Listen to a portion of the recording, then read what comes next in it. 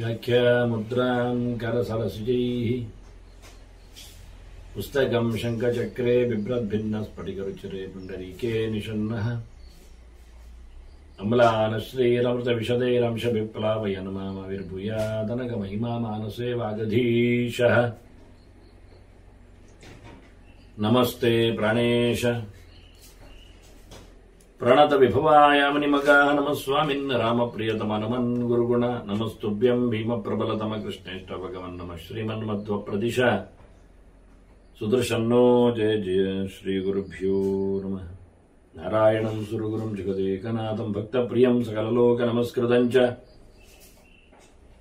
ತ್ರೈಗುಣ್ಯವರ್ಜಿತಮಜಂ ವಿಭುಮಾದ್ಯಮೀಶಂ ವಂದೇ ಭವಗ್ರಂ ಅಮರಾಸುರಸಿದ್ಧವಂದ್ಯಂ ನಾರಾಯಣಂ ನಮಸ್ಕೃತ್ಯ ನರಂಚೈವ ನರೋತ್ತಮಂ ದೇವೀಂ ಸರಸ್ವತೀಂ ವ್ಯಾಸಂ ತತೋ ಜಯಮುದೀರೇ. ವೇದವ್ಯಾಸರ ಮಹಾಭಾರತದ ಚಿಂತಕರಿಗೆ ವಂದನೆಗಳು.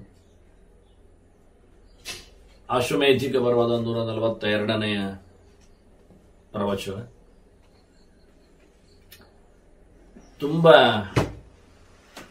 ತುಂಬಾ ತನ್ಮಯನಾಗಿ ಧರ್ಮರಾಜ ಕೃಷ್ಣನನ್ನು 16 ಬಗೆಯಿಂದ 16 ರೀತಿಯಲ್ಲಿ ನಮಿಸಿದ್ದಾನೆ. ಪ್ರತಿಯೊಂದು ಮಾತಿನಲ್ಲಿಯೂ, ಪ್ರತಿಯೊಂದು ವಿಶೇಷಣದಲ್ಲಿಯೂ, ಪ್ರತಿಯೊಂದು ಗುಣಚಿಂತನದಲ್ಲಿಯೂ ಮತ್ತೆ ಮತ್ತೆ ನಮಸ್ಕಾರ ಅಂತ ಹೇಳಿಕೊಂಡಿದ್ದಾನೆ. ವಿಶೇಷವಾದ ಪಂಚಾಯುಧದ ಚಿಂತನೆ ಚಕ್ರವಾಣಿಯಲ್ಲಿ ಕಂಡಿದ್ದಾನೆ. ಅಪರೂಪ ಅದು. ವನಮಾಲಿ ಗದಿ ಶಾರ್ಗಿ ಶಂಕಿ ಚಕ್ರಿ ಚನಂದಕಿ ಶ್ರೀಮಾನ್ ನಾರಾಯಣೋ ವಿಷ್ಣು ವಾಸುದೇವೋಭಿರಕ್ಷತು. ಈ ಮಾತುಗಳೆಲ್ಲ ಅನುಶಾಸನ ಪರ್ವದಲ್ಲಿ ಹಿಂದೆ ಬಂದಿದೆ. ಭೀಷ್ಮನ ಬಾಯಲ್ಲಿ ಹೇಳಿಕೊಂಡಿದ್ದಾನೆ ಧರ್ಮರಾಜ. ಹಾಗಾಗಿ ಭಗವಂತನ ಪಂಚಾಯುಧ ರೂಪವನ್ನು ಅನುಸಂಧಾನಕ್ಕೆ ತಂದಿದ್ದಾನೆ. ನಾನು ಇದನ್ನೆಲ್ಲ ಮುದ್ರೆ ಹಾಕಿಕೊಳ್ಳುವಲ್ಲಿ ಅಂತ ಹೇಳಿ ಸಂಧ್ಯಾ ಸಮೀಕ್ಷೆಯಲ್ಲಿ ಕೊಟ್ಟಿದ್ದೇನೆ, ಗಮನಿಸುವವರಿಗಾಗಿ. ಧರ್ಮರಾಜನ ಸ್ತೋತ್ರ ಅಂತ ಇಷ್ಟು ತಡವಾಗಿ ಬಂದ ಸ್ತುತಿ ಅದು ಇರಲಿ. ಹೀಗಾಗಿ ಕೃಷ್ಣ ನೋಡಿಕೊಂಡ ಅವನನ್ನು ಕೈ ಮುಗಿದಿದ್ದಾನೆ. ಧರ್ಮರಾಜ ಎದ್ದು ನಿಂತು ಕೃಷ್ಣನ ಬಗ್ಗೆ ಹೇಳುತ್ತಾನೆ ಇದ್ದಾನೆ. ನಮೋ ನಮಃ ನಮೋ ನಮಃ ಭಕ್ತಪ್ರಿಯ ನಮಸ್ತೆಸ್ತು ಭಕ್ತವತ್ಸಲತೆ ನಮಃ ಕೃಷ್ಣನಾಥ ನಮೋ ನಮಃ ಕೃಷ್ಣಪ್ರಿಯ ಹೇಳುತ್ತಾ ಕೃಷ್ಣ ಹೋಗಿ ಕೈ ಹಿಡಿದವನ ಕೈ ಹಿಡಿದು ನಿಲ್ಲಿಸಿ ಕೇಳುತ್ತಾನೆ. ಗೃಹೀತ್ವ ಕೇಶವ ಹಸ್ತೆ ಪ್ರೀತಾತ್ಮ ತಮ್ ನೆಮಾರೈತ್ಸ್. ರಿಷಂಪಾಯನವರು ಕತೆ ಹೇಳುವಾಗಿ ಹೇಳ್ತಾರೆ ಕೃಷ್ಣ ಏನು ಮಾಡಿದ ಅಂತ. ಅವನನ್ನು ಕೈ ಹಿಡಿದು ನಿಲ್ಲಿಸಿ ಸಾಕು ಮಾಡಿದ್ನಂತೆ. ಎಂತದ ಸಾಮಾನ್ಯನಂತೆ ನೀನು ಸ್ತೋತ್ರ ಮಾಡ್ತಾ ಇದ್ದಿ. ನೋಡಿ, ಅವನು ಸಾಮಾನ್ಯನ, ಕೃಷ್ಣ ಸಾಮಾನ್ಯನ. ಹೇಳು ನಿಲ್ಲಿಸಿದ ಕತೆ. ತನ್ನನ್ನು ಯಾವತ್ತೂ ಹಾಗೆ ಅಲ್ವಾ ಕೃಷ್ಣ. ನಿಬ್ಬೆರಗಾಗಿ ಅರ್ಜುನ ಕೃಷ್ಣನನ್ನು ಕಂಡಾಗ ಮತ್ತೆ ಅವನನ್ನು ಗೆಳೆಯ ಅಂತ ಹೇಳಿ ಆತ್ಮೀಯವಾಗಿ ಮಾತಾಡಿಸಿ ಮರೆಯಿಸ್ತಾನೆ, ವಿಷಯಾಂತರ ಮಾಡುತ್ತಾನೆ. ಹಾಗೆ ಅಮ್ಮ ಯಶೋದೆ ಬ್ರಹ್ಮಾಂಡ ನೋಡಿ ಇದು ಭಗವಂತ ಅಂತ ಕಣ್ಮುಚ್ಚಿದರೆ ಅಮ್ಮ ಅಂತ ಕರೆದು ಮತ್ತೆ ಹಿಂದೆ ತಂದು ಬಿಡುತ್ತಾನೆ. ಹಾಗೆ ಇಲ್ಲಿ ಧರ್ಮರಾಜ ಭಗವಂತ ಅಂತ ಹೇಳಿ ಅವನನ್ನು ಕಂಡು ಪ್ರತಿ ಬಾರಿಯೂ ನನ್ನ ಸೇವೆ ಮಾಡು, ನನ್ನ ಆರಾಧನೆ ಅಂತ ಹೇಳಿಕೊಂಡು ವಿಷ್ಣು ಪಂಚಕ ವ್ರತ, ನಾನು ವ್ರತ ಸಮೀಕ್ಷೆಯಲ್ಲಿ ಅದೆಲ್ಲ ಹೈಲೈಟ್ ಮಾಡಿದ್ದೆ.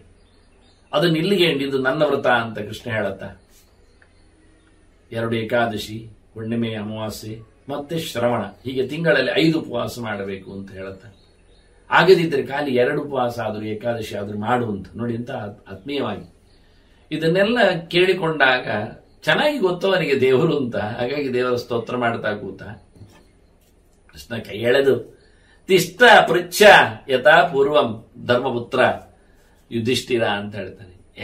ಸಾಕ ನಿಲ್ಲಿಸ, ನೀ ಆಗ ಹಿಂದೆ ಏನು ಕೇಳ್ತಾ ಇದ್ದಿ ಪ್ರಶ್ನೆ ಅದು ಕೇಳು, ಧರ್ಮದ ಬಗ್ಗೆ ಇನ್ನೇನು ಕೇಳಲಿಕ್ಕುಂಟು ಕೇಳು ಹೇಳತ್ತೆ. ಇದೆಲ್ಲ ನಿಲ್ಲಿಸು ಅಂತೇಳಿ ಅವನ ಭಾವೋದ್ರೇಕವನ್ನು ನಿಲ್ಲಿಸ್ತಾನೆ. ಆತ್ಮೀಯತೆಯಲ್ಲಿ ಅವನಲ್ಲಿ ಮತ್ತೆ ಪ್ರಶ್ನೆ ಕೇಳು ಅಂತ ಹೇಳುತ್ತಾನೆ. ಆಗ ಧರ್ಮರಾಜ ಹೇಳುತ್ತಾನೆ, ಎಲ್ಲಿ ಬಾಯಿ ಬರುತ್ತೆ ಕೃಷ್ಣ ಅಂತ. ಹೇಗೆ ಭಗವನ್ ತ್ವತ್ಪ್ರಸಾದಾತ್ತು ಧರ್ಮಂ ಸ್ಮೃತ್ವ ಪುನಃ ಪುನಃ ನ ಶಾಂತಿರಸ್ತಿ ಮೇ ದೇವ. ನೃತ್ಯತೀವ ಚ ಮೇ ಮನಃ. ನನಗೆ ಮನಸ್ಸು ತುಂಬಾ ಓಲಾಡ್ತಾ ಇದೆ, ಕುಣಿತಾ ಇದೆ ಅಂತಾನೆ. ನಿನ್ನ ಧರ್ಮ ಉಪನ್ಯಾಸ ಕೇಳಿ, ಚಿಂತನೆ ಕೇಳಿ ತುಂಬ ಖುಷಿಯಾಗಿದೆ. ಸಮಾಧಾನವೇ ಇಲ್ಲ, ಸಾಕು ಕಾಣುವುದಿಲ್ಲ. ನಿನ್ನ ಅನುಗ್ರಹದಿಂದ ನೋಡಿ, ಸ್ವಯಂ ಧರ್ಮಮೂರ್ತಿಯವ ಯಮಧರ್ಮ. ಕೃಷ್ಣನಿಂದ ಮತ್ತೆ ಆ ಪರಮೋಚ್ಚವಾದ ಧರ್ಮವನ್ನು ಕೇಳುವಾಗ ಹೇಗಾಗಬೇಡವನಿಗೆ ಒಂದು ವಿಷಯ. ಎರಡನೇದ್ದು, ಸ್ವಯಂ ಧರ್ಮದೇವತೆ ಎಷ್ಟೋ ಜನ ಅಸುರಾಹ ಬಹಳಾಹ ಯಸ್ಮಾತ್ ಇರುವುದರಿಂದ ಸೃಷ್ಟಿಯಲ್ಲಿ ತಮೋ ಗುಣವೇ ಜಾಸ್ತಿ, ತಾಮಸರೇ ಜಾಸ್ತಿ. ಕಲಿಯುಗ ಅಂತಲ್ಲ, ಟೋಟಲಿ ಜೀವರಾಶಿಯಲ್ಲಿಯೇ ಮುಕ್ತಿಯೋಗ್ಯರು ಕಮ್ಮಿ, ರಾಜಸರು ಅದಕ್ಕಿಂತ ಜಾಸ್ತಿ, ತಾಮಸರು ಅದಕ್ಕಿಂತಲೂ ಜಾಸ್ತಿ ಜೀವರಲ್ಲಿ. ಅಂದ್ರೆ ಏನಾಯ್ತು, ನಾಸ್ತಿಕರು, ಇತರ ದರ್ಶನವಾದಿಗಳು, ಅಜ್ಞಾನಿಗಳು, ವಿಪರೀತರು ಹೆಚ್ಚು ಅಂತ ಅರ್ಥ. ಯಾವತ್ತು ಅದು ಈ ಕಾಲದಲ್ಲಿ ಆ ಕಾಲದಲ್ಲಿ ಅಂತಲ್ಲ, ಜೀವನ ಕಥೆಯೇ ಹಾಗೆ, ಪ್ರಿಂಟ್ ಆಗೋ ಮುಂಚೆಯೂ ಇರುವುದೇ ಹಾಗೆ ಅಂತ. ಅದರಿಂದ ಧರ್ಮರಾಜನಿಗೆ ಸ್ವರ್ಗದ ದೇವತೆಗಳಿಗೆ ಇರುವ ಕೆಲಸಕ್ಕಿಂತ ಜಾಸ್ತಿ ಕೆಲಸ ನರಕದವನಿಗೆ. ಧರ್ಮರಾಜನಿಗೆ ಕೆಲಸ ಜಾಸ್ತಿ, ನೋಡಬೇಕಾದ್ದು ಹೆಚ್ಚು. ವಿಪರೀತವಾದ ಈ ನೋವುಗಳ ಜೀವರಾಶಿಗಳನ್ನು ಗಟ್ಟಿ ಮನಸ್ಸಿನಿಂದ ಸಮತೋಲನದಲ್ಲಿ ನೋಡ್ಬೇಕಲ್ಲ. ಅಯ್ಯೋ ಪಾಪಿಗಳೇ, ದೇವರ ಚಿಂತನೆ ಇಲ್ಲದೆ ಬರ್ತೀರಲ್ಲ, ಏನು ಹೇಳುದು ಅವರಿಗೆ? ಅವರ ಯೋಗ್ಯತೆ ಆಗಿ ಮಾಡುವುದಿಲ್ಲ. ಜ್ಞಾನಿಗಳಿದ್ದರು, ಒಳ್ಳೆಯದಾಗಿದ್ದರು, ಸಿರಿವಂತಿಗಿದ್ದರು, ದಾನ ಧರ್ಮ ಮಾಡಿಕೊಳ್ಳುವ ಯೋಗ್ಯತೆ ಅವರಲ್ಲಿ ಇಲ್ಲ. ಏನ್ ಮಾಡು? ಹಾಗೆ ಇದ್ದ. ಹಾಗಾಗಿ ಇವನಿಗೆ ಕೃಷ್ಣ ಇಲ್ಲಿ ಧರ್ಮ ಬೋಧನೆ ಕೊಡುವಾಗ ಧರ್ಮರಾಜನಿಗೆ ಸಹಜವಾಗಿಯೇ ಸ್ವರೂಪತಃ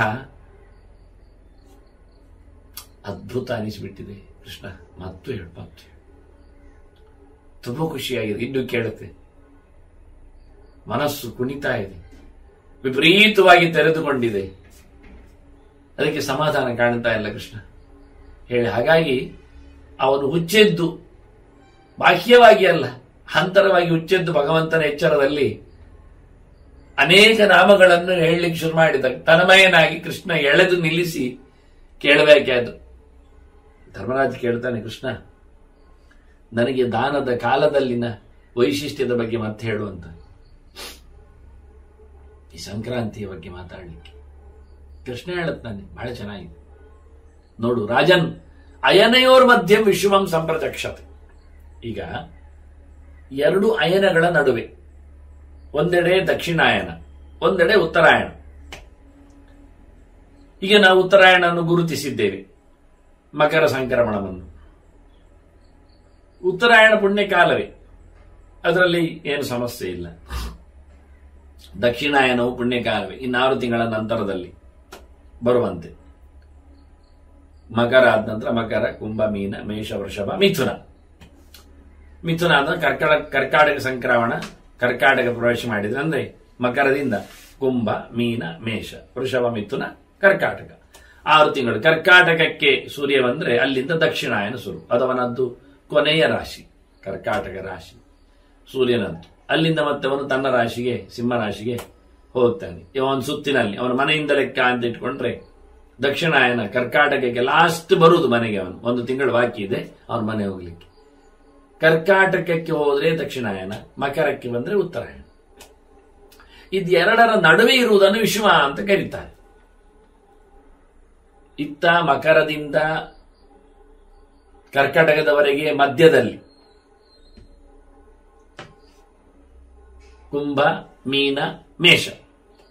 ಮೇಷ ಸಂಕ್ರಮಣ ಅಂದ್ರೆ ಯುಗಾದಿ. ಮೇಷ ಸಂಕ್ರಮಣ ಎನ್ನುವುದು ಭಾರೀ ಪ್ರಶಸ್ತವಾದ ದಿನ. ಯುಗಾದಿ, ಸಂಕ್ರಮಣದ ಯುಗಾದಿ, ಸೂರ್ಯನ ಯುಗಾದಿ. ಅದವನಿಗೆ ಉಚ್ಚ ರಾಶಿ ಆವತ್ತು, ಸೂರ್ಯನಿಗೆ ಅಲ್ಲಿ ಬರ್ತಾನೆ. ಇತ್ತ ದಕ್ಷಿಣಾಯನದಿಂದ ಉತ್ತರಾಯಣದ ಮಧ್ಯ, ಕರ್ಕಾಟಕದಿಂದ ಸಿಂಹ, ಕನ್ಯಾ, ತುಲಾ ಸಂಕ್ರಮಣ. ಅದವನದ್ದು ನೀಚ ರಾಶಿ, ಸೂರ್ಯನದ್ದು. ಅದು ಅತ್ಯಂತ ಪ್ರಶಸ್ತವಾದ ಮಗದೊಂದು ಪುಣ್ಯಕಾಲ. ಹೀಗೆ ದಕ್ಷಿಣ ಮತ್ತು ಉತ್ತರ ಅಯನಗಳ ನಡುವಿನ ಎರಡು ಸಂಕ್ರಮಣ ಕಾಲವನ್ನು ವಿಷುವ ಅಂತ ಹೇಳ್ತಾರೆ. ಅದು ಹೇಗೆ ಅಂದ್ರೆ ಆವತ್ತು ಸಮೇ ರಾತ್ರಿ ದಿನೇ ತತ್ರ ಸಂಧ್ಯಾಯಾಮ್ ವಿಶ್ವೇಂದ್ರಪ ಅಂತ ಕೃಷ್ಣ ಹೇಳ್ತಾನೆ. ಅಲ್ಲಿ ರಾತ್ರಿ ಹಗಲು ಸಮವಾಗಿರ್ತದೆ ಅಂತ. ಈಗ ನಾವು ಎಲ್ಲಿರಬೇಕು ಅಂತ ಗೊತ್ತಾಯ್ತೀವಿ. ಈ ದಿನದಂದು ತುಲಾ ಮತ್ತು ಸಂಕ್ರಮಣ ಮತ್ತು ಮೇಷ ಸಂಕ್ರಮಣ ಯುಗಾದಿಯಂದು ಎಲ್ಲಿ ದಿನಮಾನಗಳು ರಾತ್ರಿ ಹಗಲುಗಳು ಸಮನಾಗಿ ಬರ್ತವ, ಸೂರ್ಯೋದಯದಲ್ಲಿ ಸೂರ್ಯಾಸ್ತದಲ್ಲಿ ಹಗಲು ರಾತ್ರಿಗಳ ಮಾನ ಸೇಮ್ ಇರುವಾಗ ಅದು ನಿಜವಾಗಿ ಒಳ್ಳೆ ಪ್ರಶಸ್ತ. ಈಗ ನೋಡಿ, ಮಕರ ಬಂದಿದ್ದಾನೆ, ಆಗೇನಾಯ್ತು, 7 ಗಂಟೆಗೆ ಉದಯ ಆಗ್ತದೆ, 6 ಕಾಲಕ್ಕೆ 6ವರೆಗೆ ಅಸ್ತ ಆಗುತ್ತೆ. ಅಂದ್ರೆ ಅರ್ಧ ಮುಕ್ಕಾಲು ಗಂಟೆ ಡಿಫರೆನ್ಸ್ ಉಂಟು. ರಾತ್ರಿ ಮಾನಕ್ಕೆ ಮತ್ತೆ ಹಗಲು ಮಾನಕ್ಕೆ ಹೆಚ್ಚು ಕಡಿಮೆ ಆಗಿದೆ. ತಡ ಬರ್ತಾನೆ, ಬೇಗ ಹೋಗ್ತಾನೆ.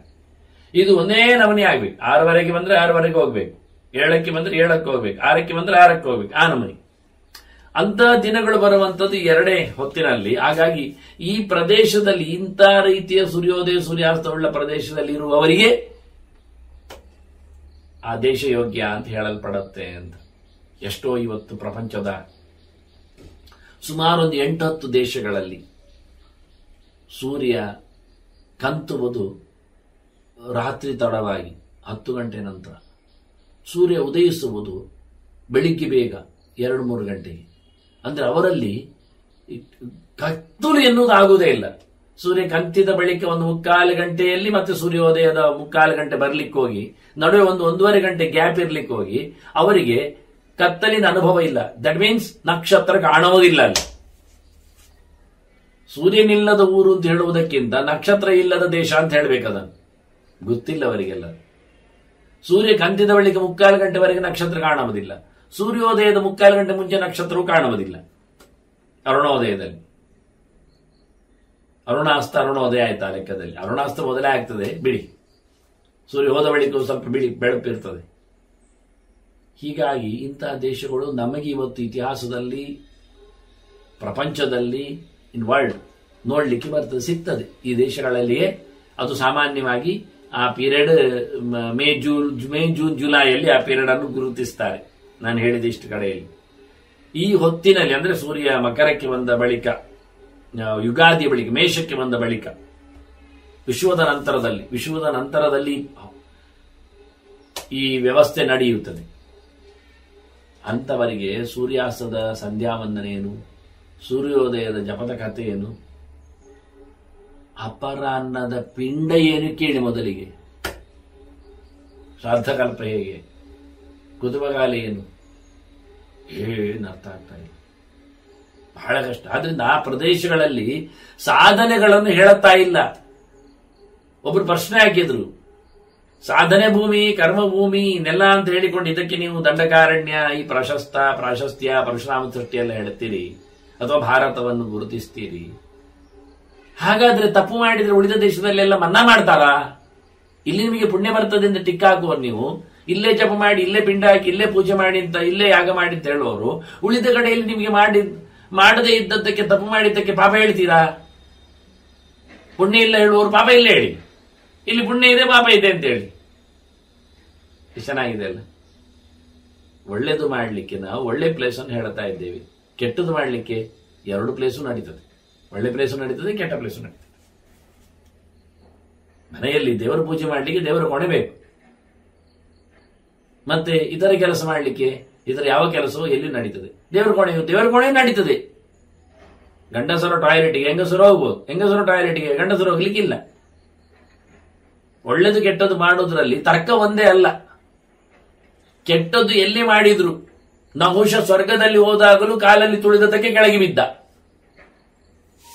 ಪುಣ್ಯಾತ್ಮ. ಆ ಮಣಿಭದ್ರ ಉಗುಳಿದ್ದಕ್ಕೆ ಕೋಟಿಗಟ್ಟಲೆ ಯಕ್ಷರ ಜೊತೆಯಲ್ಲಿ ಸತ್ತ ಕುಬೇರನ ಮಿತ್ರ. ಇದು ಭೂಲೋಕದಲ್ಲಿ ನಡೆದ ಘಟನೆ ಅಲ್ಲ. ಚಂದ್ರ ತಾರೆ ನೆಳೆದದ್ದಕ್ಕೆ ಅವನಿಗೆ ಮೋಕ್ಷದಲ್ಲಿ ಆನಂದದಲ್ಲಿ ಹ್ರಾಸ ಆಯಿತು, ಕಡಿತಾಯಿತು. ಘಟನೆಗಳು ಎಲ್ಲಿ ನಡೆದರೂ ತಪ್ಪಿಗೆ ಯಾವತ್ತು ಮೈನಸ್ ಉಂಟೆ. ಪ್ಲಸ್ ಮಾತ್ರ ನೀವು ಕ್ಷೇತ್ರದಲ್ಲಿ ಕೊಟ್ಟರೆ ಜಾಸ್ತಿ ಮಾರ್ಕ್, ಪುಣ್ಯಕ್ಷೇತ್ರಗಳಲ್ಲಿ ಕೊಟ್ಟರೆ double, triple, 10 times more, 100 times more, ಸಹಸ್ರ ಗುಣಿತಂ ಎಲ್ಲ ಹೇಳ್ತಾರೆ. ಪಾತ್ರ ವಯಸ್ಸು ಹೇಳುತ್ತಾರೆ, ಜನ ನೋಡಿ ಹೇಳುತ್ತಾರೆ, ಜಾಗ ನೋಡಿ ಹೇಳುತ್ತಾರೆ, ಕಾಲ ನೋಡಿ ಹೇಳುತ್ತಾರೆ. ದೇಶೇ ಕಾಲೇ ಚ ಪಾತ್ರೇ ಚ ತದ್ದಾನಂ ಸಾತ್ವಿಕಂ ಸ್ಮೃತಂ. ಕೃಷ್ಣೇನು ಹೇಳಿದ? ಸತ್ವಪ್ರಚುರವಾದ ವ್ಯವಸ್ಥೆ ಹೇಳಲಿಕ್ಕೆ ದೇಶ ನೋಡು, ಕಾಲ ನೋಡು, ಪಾತ್ರ ನೋಡು ಅಂದ, ಬೆಲೆ ಕಟ್ಟು ಅಂದ. ಕೊಟ್ಟದ್ರ ಮೇಲೆ ಬರಲಿಲ್ಲ, ಏನ್ ಕೊಟ್ಟೆ ಅಂತ ಕೇಳಲಿಲ್ಲ, ಕೊಟ್ಟದ್ದು ಎಲ್ಲಿ ಎನ್ನುವುದನ್ನು ನೋಡ್ಲಿಕ್ಕೆ ಹೇಳಿದ. ಆದ್ರಿಂದ ನೀವು ಜಪ ಮಾಡಿ, ಎಲ್ಲಿ ಅಂತ ಕೇಳಿ, ನೀವು ಜಪ ಮಾಡಿ ಯಾವಾಗ ಅಂತ ಕೇಳಿ, ಅದು ಪ್ರಧಾನ ಹೊರತು ಜಪೆಯನ್ನು ಕೇಳಲಿಕ್ಕೆ ಹೋಗಬೇಡಿ. ಅದರ ಮೇಲೆ ಡಿಪೆಂಡ್ಸ್ ಅಲ್ಲ ಪುಣ್ಯ ವ್ಯವಸ್ಥೆಗಳು. ಈ ನಮೂಲೆಯಲ್ಲಿ ಕೃಷ್ಣ ಇಲ್ಲಿ ಉತ್ತರ ಮಾತಾಡಿದ. ಸಮೇ ರಾತ್ರಿ ದಿನೇ ಅಂತೇಳಿ ವಿಶ್ವವನ್ನು ಹೇಳುತ್ತಾ ಎಂತ ಮಾತಾಡ್ತಾನೆ. ಬ್ರಹ್ಮಾಹಂ ಶಂಕರಶ್ಚಾಪಿ ತಿಷ್ಟಾಮಹ ಸಹಿತಾಹ ಸಕರತ್. ಒಂದ್ ಸರ್ತಿ ಆ ಸಂಜೆ ಹೊತ್ತಿನಲ್ಲಿ ನಾವು ಆ ದಿನ 3 ಸೇರ್ತೇವೆ ಹೇಳಿದ. ಇದು ಪ್ರಧಾನ. ನಾನು ನನ್ನ ಗ್ರಹ ಸಮೀಕ್ಷೆಯಲ್ಲಿ ಗ್ರಹಣದ ಒಂದು ಚಾಪ್ಟರ್ ಅಲ್ಲಿ ಈ ಗೆರೆಯನ್ನು ಗುರುತಿಸಿದ್ದೆ ನೋಡಿ. ಎಲ್ಲೆಲ್ಲಿದ್ದು ಹುಡುಕಿಯೆಲ್ಲ ಹಾಕ್ಬೇಕೆಲ್ಲ ಒಮ್ಮೆ.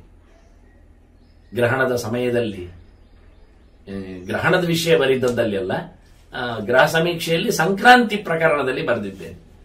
ಇದನ್ನು ಗುರುತಿಸಿದ್ದೇನೆ.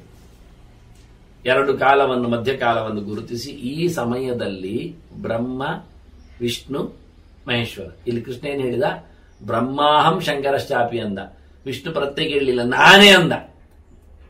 ತಿಳ್ಕೊಳ್ಳಿ, ತ್ರಿಮೂರ್ತಿಗಳು ಒಟ್ಟು ಸೇರುವ ಹೊತ್ತು ದಿನ ಯಾವಾಗ ಕೇಳಿದ್ರೆ ಈ ಯುಗಾದಿಯನ್ನು ಮತ್ತೆ ತುಲಾ ಸಂಕ್ರಮಣದಂತು 3 ಜನ ಒಟ್ಟಾಗ್ತಾರೆ.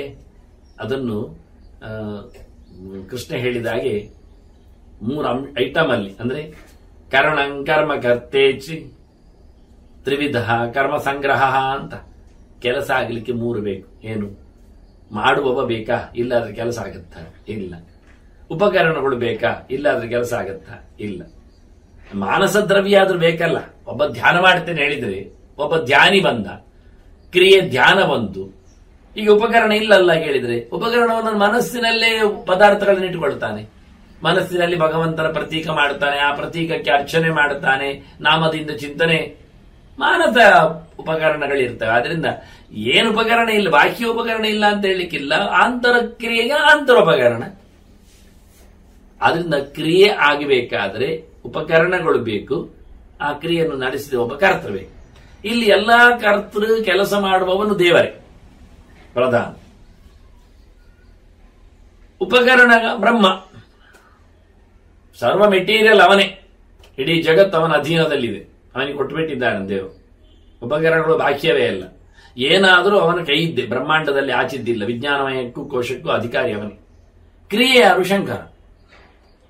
ಕ್ರಿಯಾತ್ಮ ಶಂಕರ ಪ್ರೋಕ್ತ, ಕ್ರಿಯೇಶಃ ಶಂಕರ ಪ್ರವನ್. ಕ್ರಿಯಾ ಕೆಲಸ, ಕೆಲಸಕ್ಕೆ ಒಡೆಯನ ಇದ್ದಾನೆ. ಎಲ್ಲ ಕೆಲಸ ಆದ ತಕ್ಷಣ ಅವನಿಗೆ ಸಮರ್ಪಣೆ, ಅವನಿಗೆ ವ್ಯವಸ್ಥೆ ವಾಸ್ತವವಾಗಿ. ಅಂದ ಕ್ರಿಯೆ, ಕರಣ, ಉಪಕರಣ ಮತ್ತೆ ಕರ್ತೃ, ಈ 3 ಜನ ಅಂತ. ಈಗೆಲ್ಲ ಪುಸ್ತಕದಲ್ಲಿ ಪಾಠಗಳೆಲ್ಲ ತಪ್ಪಾಗಿವೆ. ಹಾಗಾಗಿ ನನ್ನ ಗ್ರಹ ಸಮೀಕ್ಷೆಯಲ್ಲೂ ಶ್ಲೋಕ ತಪ್ಪೇ ಪ್ರಿಂಟ್ ಆಗಿದೆ. ನಾನಿಲ್ಲಿ ನಿಮಗೆ ಮೊದಲ ಬಾರಿ ಅದರ ಚಿಂತನೆಯನ್ನು ಸ್ಪಷ್ಟಪಡಿಸ್ತಾ ಇದ್ದೇನೆ. ಎಲ್ಲಾ ಪಾಠಗಳು ಹೀಗೆ, ಎಲ್ಲರದ್ದು ಹಾಗೆ. ಹೀಗೆ ಬಹಳ ಸುಂದರವಾಗಿ 3 ರೂಪಗಳು ಒಟ್ಟಾಗುವ ಸಮಯ ಅದು. ಹಾಗಾಗಿ ಎಲ್ಲರೂ ಅಂದ್ರೇನು? ತಸ್ಮಿನ್ ಮುಹೂರ್ತೆ ಸರ್ವೇತು ಚಿಂತೆಯಂತಿ ಪರಂಪದಂ. ಎಲ್ಲರೂ ಆಗ ನನ್ನನ್ನೇ ಉಪಾಸನೆ ಮಾಡಿ. ಪರಂಪದಂ, ಅತ್ಯಂತ ಎತ್ತರದ ಸ್ವರೂಪ ಯಾರು? ನಾನೇ. ಇವರಲ್ಲೆಲ್ಲ ಮಿಗಿಲಾದವ. ಅತ್ಯಂತ ಎತ್ತರದ ಚಿಂತನೆ ಅದ್ಯಾವುದು ಕೇಳಿದ್ರೆ ಪದ, ಅದು ಓಂಕಾರ, ಪ್ರಣವ. ಹಾಗಾಗಿ ಪ್ರಣವ, ವ್ಯಾಹೃತಿ, ಗಾಯತ್ರಿ, ಪುರುಷ ಸೂಕ್ತ, ವೇದ, ಮಹಾಭಾರತ ಇವೆಲ್ಲ ಚಿಂತನೆಗೆ ಸಿಗಬೇಕಾದ ಸಮಯ ಅವತ್ತೇ ಮಾಡಬೇಕಾದ್ದು. ಪ್ರತಿಯೊಬ್ಬರು ನಡೆಸಿಕೊಡುವಂಥದ್ದು. ಯಾರೆಲ್ಲ? ಬಹಳ ಜನ ಹೇಳ್ತಾರೆ, ಋಷಿಗಳು, ದೇವತೆಗಳು, ಸಾಧ್ಯರು, ಗಂಧರ್ವರು, ಅಪ್ಸರೆಯರು, ರಾಕ್ಷಸರು, ಯಕ್ಷರು, ಭೂತರು, ಪಿತೃಗಳು, ಎಲ್ಲಾ ಕೆಟಗರಿಯವರೂ ಸಹ ಆ ಹೊತ್ತಿನಲ್ಲಿ ಭಗವಂತನ ಚಿಂತನೆಯಲ್ಲಿ ತುಂಬುತ್ತಾರೆ. ಆದ್ರಿಂದ ಸೋಪವಾಸಾಹ ಪ್ರಯತ್ನೇನ ಭವಂತಿ ಧ್ಯಾನ ತತ್ವರ. ಆದ್ರಿಂದ ಆದಷ್ಟು ಹೆಚ್ಚು ಜನರು ಮಾಡುವುದೇನು ಕೇಳಿದರೆ ಭಗವಂತನ ಧ್ಯಾನ. ಅದಕ್ಕೋಸ್ಕರ ಉಪವಾಸ, ನಿಯಮನಿಷ್ಠೆ, ಪ್ರಯತ್ನ ಪಟ್ಟು. ಆದ್ರಿಂದ ಈ 2 ಸಂಕ್ರಮಣದಲ್ಲಿ ಆದರೂ ನಾವು ಹೆಚ್ಚು ಅನ್ನಾಹಾರ ವರ್ಜ್ಯರಾಗಿ ಕಡಿಮೆ ಮಾಡಿಕೊಂಡು ಭಗವಂತನ ಉಪಾಸನೆಯನ್ನು ಮಾಡಬೇಕು ಅಂತ ಒಳ್ಳೆ ಪ್ರಶಸ್ತವಾದ ಕಾಲವನ್ನು ಕೃಷ್ಣ ನಮ್ಮ ಮುಂದೆ ಇಟ್ಟ, ತೋರಿಸಿಕೊಟ್ಟ. ಆ ಹೊತ್ತಿನಲ್ಲಿ ದೀಯತೆ ವಿಶ್ವೇಶ್ವೇವಂ ಶ್ರೋತ್ರಿಯೇಭ್ಯ ವಿಶೇಷತಃ, ವೇದವನ್ನು ಬಲ್ಲವರಿಗೆ ಕೊಡಬೇಕು ದಾನ ಅಂತ ಮೊದಲು ಕೃಷ್ಣನ ಮಾತು. ಕಳೆದ ಬಾರಿ ಹೇಳಿದ್ದಾನೆ, ಯಾವತ್ತು ಹೇಳ್ತಾನೆ, ಅನ್ನ ಆಗಲಿ, ನೀರಾಗಲಿ, ಎಳ್ಳಾಗಲಿ, ನೆಲ ಆಗಲಿ, ಕನ್ಯೆಯನ್ನಾಗಲಿ ಏನು ಬೇಕಾದ್ರೆ ನೀವು ದಾನ ಮಾಡಿ, ಭೂಮಿ ದಾನ ಮಾಡಿ, ನೆಲ ಹೇಳಿದೆ ನಾನು, ತುಪ್ಪ ಇತ್ಯಾದಿಗಳು ಏನು ಬೇಕಾದ್ರೆ ದ್ರವ್ಯದಾನಗಳನ್ನು ನಡೆಸಿ ಎಲ್ಲವನ್ನು ಶ್ರೋತ್ರಿಯರಿಗೆ ಕೊಡಿ. ಆಗ ವಿಶ್ವಕಾಲದಲ್ಲಿ ಕೊಟ್ಟರೆ ಭಾರಿ ಅದಕ್ಕೆ ಸಾಮರ್ಥ್ಯ ಇದೆ. ವಿಶ್ವೇ ತಸ್ಯ ದಾನಸ್ಯ ಕೌಂತೆಯ ಕ್ಷಯಂ ನೈವೋಪಬದ್ಧತೆ.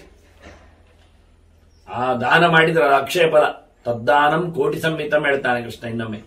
ಅದು ನೀವು ಒಂದು ಕೊಟ್ಟರೆ ಕೋಟಿ ಕೊಟ್ಟ ಹಾಗೆ ಅಂತ. ನೋಡಿ, ಒಳ್ಳೆ ಟೈಮ್ ಹೇಳಿಕೊಟ್ಟ ನಮಗೆ, ದಾನ ಮಾಡುವ ಸಮಯ ಯಾವತ್ತು ಅಂತ. ತುಲಾ ಸಂಕ್ರಮಣ ಮತ್ತು ಯುಗಾದಿ ಕೊಟ್ಟದ್ದಕ್ಕೆ ಏನು ಕಡೆ ಇಲ್ಲಂತೆ, ಕೊನೆ ಇಲ್ಲಂತೆ, ರಾಶಿಗಟ್ಟಲೆ ಫಲವನ್ನು ಪಡೀಲಿಕ್ಕೆ ಆಗ್ತದೆ. ಆದರೆ ಕೊಡುವಾಗ ಒಳ್ಳೆಯವರನ್ನು ನೋಡಿಕೊಳ್ಳುವ ಕಾಲ ನಮಗೆ ಸಿಕ್ಕಿತು. ದೇಶ ಏನು ಮಾಡುವ, ಓಡಿ ಹೋಗ್ಲಿಕ್ಕೆಲ್ಲ ಬರೋದಿಲ್ಲ, ಪುಣ್ಯಕ್ಷೇತ್ರಗಳನ್ನು ಹುಡುಕ್ಲಿಕ್ಕೆ ಆಗುವುದಿಲ್ಲ. ಅದರಿಂದ ಪಾತ್ರ ಇದ್ದಲ್ಲೇ ದೇಶವನ್ನು ನಾವು ಸಂಕಲ್ಪ ಮಾಡಬೇಕಷ್ಟೇ. ಆದ್ರೆ ಒಳ್ಳೆಯವರಿಗೆ ಕೊಡು. ಒಳ್ಳೆ ಕಾಲ ಹೇಳಿಕೊಟ್ಟಿದ್ದೇನೆ, ಏನು ಬೇಕಾದ್ರೂ ಪದಾರ್ಥಗಳ ದಾನ ಮಾಡು, ಅದು ಕೋಟಿಗಟ್ಟಲೆ ದಾನ ಮಾಡಿದ ಫಲ ಬರ್ತದೆ ಅಂತ. ವಿಶ್ವೇ ಸ್ನಪನಮ್ಯಸ್ತು ಮಮ ಕುರಿಯಾತ್ ಹರಸ್ಯವ. ಆಗ ವಿಶೇಷ ಅಭಿಷೇಕ ಮಾಡಲಿಕ್ಕೆ ಉಂಟಾ ದಿನ ಅಂತಾನೆ. ಅನೇಕ ಕಲಶಗಳ ಅಭಿಷೇಕ, ಕಲಶಗಳಲ್ಲಿ ಅನೇಕ ದ್ರವ್ಯಗಳನ್ನು ಹಾಕಿ ಅಭಿಷೇಕ, ಮುತ್ತು ರತ್ನಗಳನ್ನು, ದರ್ಬೆ ಉಶೀರಗಳನ್ನು, ಗಿಡಮೂಲಿಕೆಗಳನ್ನು ಎಲ್ಲ ಹಾಕಿಕೊಂಡು, ಬಜೆ, ಇಪ್ಪಲಿ, ಚಕ್ರಾಣಿಕೆ, ಬಲ, ಅತಿಬಲ ಇವನ್ನೆಲ್ಲ ಹಾಕಿಕೊಳ್ಳಿಕ್ಕೆ ಉಂಟು. ಹಾಗೆ ವಿಶೇಷವಾಗಿ ದರ್ಬೆ, ದೂರಾಂಕುರ, ಬಿಲ್ಲುವ ಮುಂತಾದವುಗಳಿಂದ ದೇವರಿಗೆ ಅಭಿಷೇಕ ಮಾಡಬೇಕು.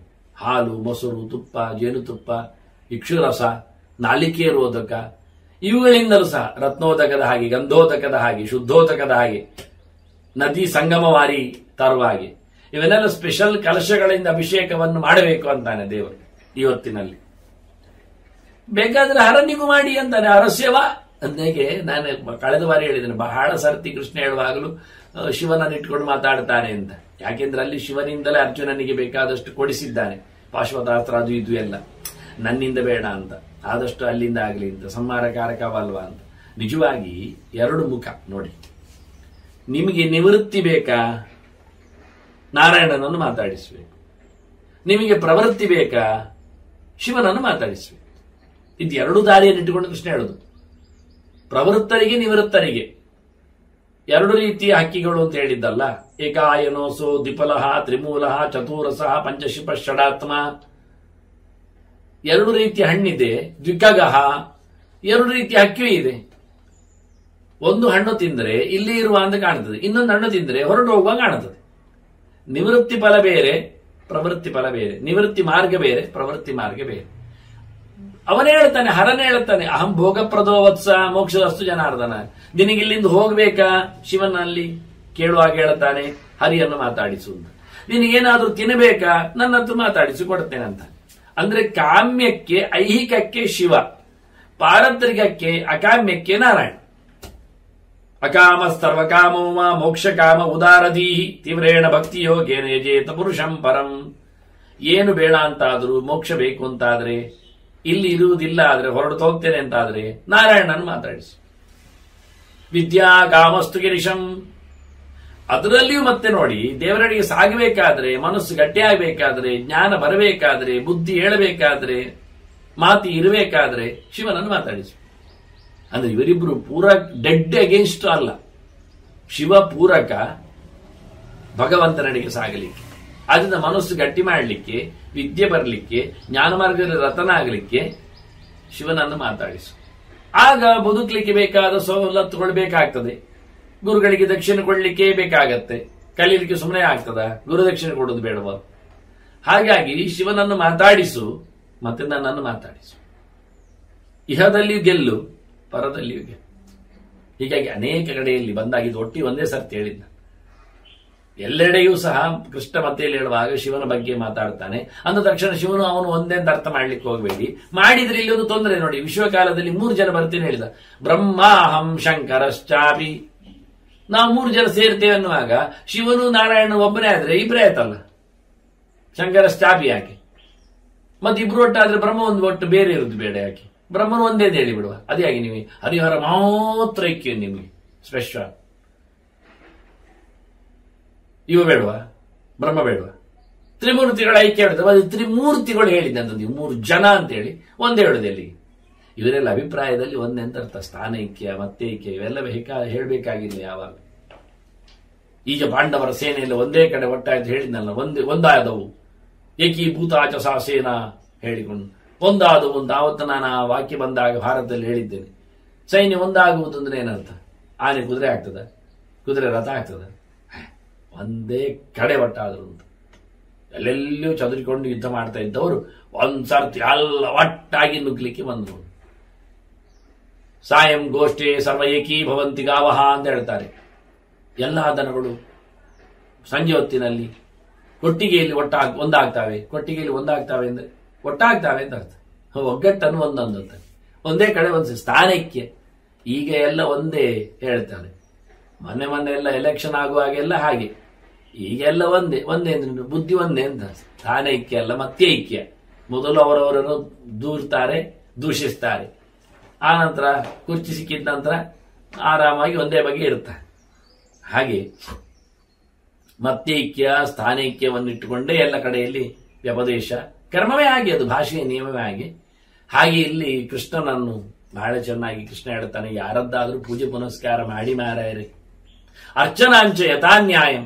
ಅಭಿಷೇಕ ಮಾತ್ರ ಅಲ್ಲ, ಅರ್ಚನೆಯು. ಯಾಕೆಂದ್ರೆ ಕೃಷ್ಣನಿಗೆ ಅರ್ಚನೆ ವಿಶೇಷ, ಅವನಿಗೆ ಅಭಿಷೇಕ ವಿಶೇಷ. ಅಭಿಷೇಕ ಪ್ರಿಯೋ ರುದ್ರ ನೋಡಿ, ಸದಾರ್ಚನ ಪ್ರಿಯ ಕೃಷ್ಣ. ದಿನ ಅವನಿಗೆ ಮಂತ್ರದಲ್ಲಿ ಅರ್ಚನೆ ಮಾಡ್ಲಿಕ್ಕೆ. ಆದ್ರಿಂದ ಇವನಿಗೆ ಅಲಂಕಾರ ಪ್ರಿಯ ವಿಷ್ಣು. ಅವನಿಗೆ ಚಂದ ಮಾಡ್ಬೇಕು. ಅವನು ಬೋಳಾಶಂಕರ್, ಏನಿಲ್ಲ ಲಿಂಗರೂಪ. ಅದಕ್ಕೊಂದು ಬಟ್ಟೆ ಹೋದ್ರೆ ಆಯ್ತು, ಒಂದು ಮಾಲೆ ಹಾಕಿದ್ರೆ ಆಯ್ತು. ಇವನಿಗೆ ಆಗಲ್ಲ. 4-6 ಆಯುಧಗಳಿರ್ತಾವೆ. ವಿಶೇಷವಾದ ಸಹಸ್ರ ಶೀರ್ಷ ಪುರುಷ ಮಾಲೆ ಹಾಕ್ಲಿಕ್ಕೆ ಹೋದ್ರೆ 1000 ತಲೆಗೆ ಹಾಕ್ಬೇಕು ನಾವು. 1000 ಕೈಕಾಲುಗಳು, 1000 ಸರ್ವ ಪ್ರಹರಣ ಆಯುಧ, ಎಲ್ಲ ಆಯುಧ ತಂದಿದ್ದಾನೆ ಬೇರೆ. ಹೀಗಾಗಿ ಭಗವಂತನನ್ನು ಅರ್ಚನೆ ಮಾಡಿ ಮೆಚ್ಚಿಸು. ಇದರಿಂದ ಏನಾಗ್ತದೆ? 10 ಜನ್ಮ ಕೃತಂ ಪಾಪಂ ತಸ್ಯ ಸದ್ಯೋ ವಿನಶ್ಯತಿ ಅಂತಾರೆ. ನಮಗೆ ಪುಣ್ಯ ಏನು ಬರುತ್ತೆ, ಏನಾಗುತ್ತೆ ಕೇಳುವಾಗ ಹೇಳ್ತಾರೆ, 10 ಜನ್ಮದಲ್ಲಿ ಮಾಡಿದ ಪಾಪ ಎಲ್ಲ ನಿವೃತ್ತಿ ಆಗ್ತದೆ. ನೋಡಿ, ಇದನ್ನು ಕ್ಯಾಶ್ ಮಾಡ್ಬೋದಲ್ಲ ನಾವು. ಆ ಪುಣ್ಯಕಾಲ ಏನಲ್ಲಾದ್ರೂ ಯುಗಾದಿ ಒಂದು ಸಿಗುತ್ತಲ್ಲ, ಅದರಲ್ಲಿಯೂ ಮತ್ತೆ ನಮ್ದೊಂದು ಸಂಕಟ. ಅದು ಸೂರ್ಯ ಯುಗಾದಿ ನಮಗೆ ಆಗುವುದಿಲ್ಲ, ಸೌರ ಯುಗಾದಿ ಅದು ಚೈತ್ರ ಮಾತ್ರ ಆಗ್ತದೆ. ಚೈತ್ರವನ್ನು ಮಾಡಿ ಮಾರ್ಯಾರೆ, ಬೇಡ ಹೇಳಿದ್ರ ಇದನ್ನು ಮಾಡಿ, ಹೀಗೆ ಮಾಡಿ. ಸ್ಪೆಷಲ್ ಹೇಳಿದ್ದಾನೆ ಕೃಷ್ಣ ಅಂತ ಮಾಡಿ, ಏನಾಗಬಾರದು. ಆದ್ರಿಂದ ನನ್ನ ಪರ್ವ ಸಮೀಕ್ಷೆಯಲ್ಲಿ 2 ಯುಗಾದಿಯಿಂದ ಯುಗಾದಿ 2 ಅಂತ ಬರೆದಿದ್ದೇನೆ. ಕೆಲವರು ಅದು ಹೆಡ್ಡಿಂಗ್ ನೋಡಿ ಪುಸ್ತಕವನ್ನು ಆಚೆ ದೂಡಿದ್ದವರಿದ್ದಾರೆ. ಎಂತದ ತಪ್ಪು ಅಂತ. ತಪ್ಪಾದ್ರೆ ಕೃಷ್ಣ ಹೇಳಿದ್ದು ತಪ್ಪಾ? ಮಹಾಭಾರತದಲ್ಲಿ ಕೃಷ್ಣ ಧರ್ಮವನ್ನು ಹೇಳಿದ್ದು ತಪ್ಪಾ? ಕೃಷ್ಣ ಬೇಡ ನಮಗೆ. ಹಾಗಾದ್ರೆ ಮೇಷ ಯುಗಾದಿಯನ್ನು ಮಾಡಲಿಕ್ಕೆ ಕೃಷ್ಣನೇ ಹೇಳ್ತಾ ಇದ್ದಾನೆ, ಒಳ್ಳೇದು ಮಾಡಿ ಯಾವತ್ತು ನಾನು ಬಂದಿದ್ದೇನೆ ಅಂತ. ನಾವು ತುಲಾ ಎಲ್ಲಿ ಮಾಡ್ಲಿಕ್ಕೆ ಹೋಗ್ತೇವೆ? ಒಂದಾದ್ರೂ ವರ್ಷದಲ್ಲಿ ಮಾಡುವ. ಮಾಡಿದ್ರೆ ಚೈತ್ರ ಯುಗಾದಿ ಬಿಡಿ ಹೇಳಲಿಲ್ಲ ನಾನು, ಅದನ್ನು ಮಾಡಿದ್ರೆ ಇದನ್ನು ಮಾಡಿ. ಇನ್ನಾದ್ರೂ ಕೇಳಿಕೊಂಡಾದ್ರೆ ಈ ಪ್ರಮಾಣ ಉದ್ಧಾರ ಮಾಡಿದ್ದೇನೆ ಮತ್ತೆ ನಾನು. ಹೀಗಾಗಿ ವಿಶೇಷವಾದ ದಿನ. ದಶಾನಾಂ ಅಶ್ವಮೇಧಾನಾಂ ಇಷ್ಟಾನ ಲಭತೆ ಫಲಂ. 10 ಜನ್ಮದ ಪಾಪ ಹೋಗುವುದಷ್ಟೇ ಅಲ್ಲ, ಬೆನಿಫಿಟ್ ಏನು ಕೇಳಿದ್ರೆ 10 ಅಶ್ವಮೇಧ ಯಾಗ ಮಾಡಿದ ಪುಣ್ಯ ಸಿಗುತ್ತೆ ಅಂತ. ಇವ ಇನ್ನು ಮಾಡಿದ್ದು 3 ಅಶ್ವಮೇಧ ಯಾಗ. ಧರ್ಮರಾಜ ರಾಮಚಂದ್ರ ಮಾಡಿದ್ದ ಅಂತ ಹೆಸರಾಸಿಯಾಗಿದ್ದಾನೆ. ಬೇರೆಯವರೆಲ್ಲ ಮಾಡಿದ್ದಾರೆ ಇಂದ ರಾಜರು. ಇದನ್ನು ಹಿಂದೆ ಭೀಷ್ಮನೇ ಹೇಳಿದ್ದ, ಅದನ್ನು ಉಲ್ಲೇಖ ಮಾಡಿದ್ದೇನೆ ಪ್ರವಚನದಲ್ಲಿ. ಅವನ ಸ್ತವದ ಕೊನೆಯಲ್ಲಿ, ಭೀಷ್ಮ ಸ್ತವದ ಕೊನೆಯಲ್ಲಿ ಕೃಷ್ಣನಿಗೆ ನಮಸ್ಕಾರ ಮಾಡಿದರೆ ಭಕ್ತಿಪೂರ್ವಕವಾಗಿ 10 ಅಶ್ವಮೇಧ ಯಾಗ ಮಾಡಿದ ಪುಣ್ಯ ಬರ್ತದೆ ಎಂದು. ಏಕೋಪಿ ಕೃಷ್ಣಸ್ಯ ಕೃತ ಪ್ರಣಾಮ ದಶಾಶ್ವಮೇಧಾವೃತೇನ ತುಲ್ಯ ಅಂತ. ಎಷ್ಟು ಯೋಧಿ ಇಲ್ಲ. ಹಾಗಾಗಿ ಇದು ಈ ವ್ರತ ಮಾಡಿ ವಿಶ್ವದಲ್ಲಿ ದಾನ ಧರ್ಮಗಳನ್ನು ನಡೆಸಿ ಭಗವಂತನ ಸಮಾರಾಧನೆ ಅಭಿಷೇಕ ಅರ್ಚನೆಗಳನ್ನೆಲ್ಲ ಮಾಡಿ ಇದರಿಂದ ನಿಮಗೆ 10 ಅಶ್ವಮೇಧ ಯಾಗ ಮಾಡಿದ ಪುಣ್ಯ ಬರ್ತದೆ.